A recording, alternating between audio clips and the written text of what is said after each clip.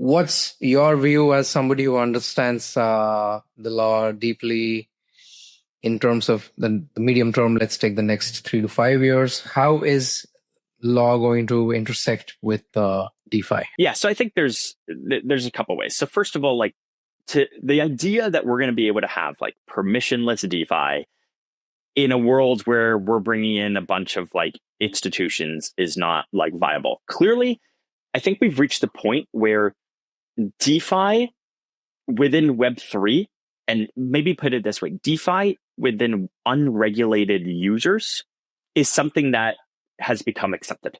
Like, I think it's like broadly true at this point. I think there's like a few untruths to that around the corners, but broadly that's the case. So really the interesting question is, what does DeFi look like when regulated people broadly want to come into DeFi? And I think there's zero doubt that you are going to need to have permission pools. This is something that's been tried for a long time, but I think like the current attempts are much more viable. So let's start with like just the lending side. The DEX side, by the way, is way more complicated.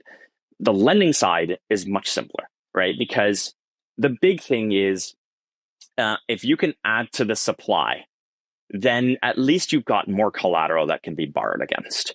And that can be done in a much more permissioned way, or even in a permissionless way, in the sense that you can allow anybody to actually deposit this collateral. It all comes down to how do you liquidate that collateral, i.e. how does that collateral get into the hands of somebody who's like permitted to liquidate it instead of anybody liquidating it.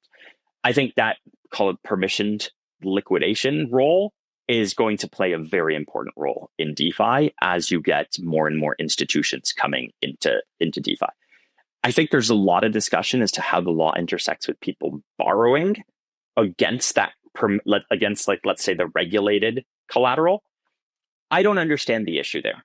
There just isn't one that I have seen. As in, you are not touching those regulated assets. Why is it that the person who's issued that regulated asset cares, or even the regulated player cares, if somebody borrows against some collateral that isn't regulated as a person? It just doesn't matter.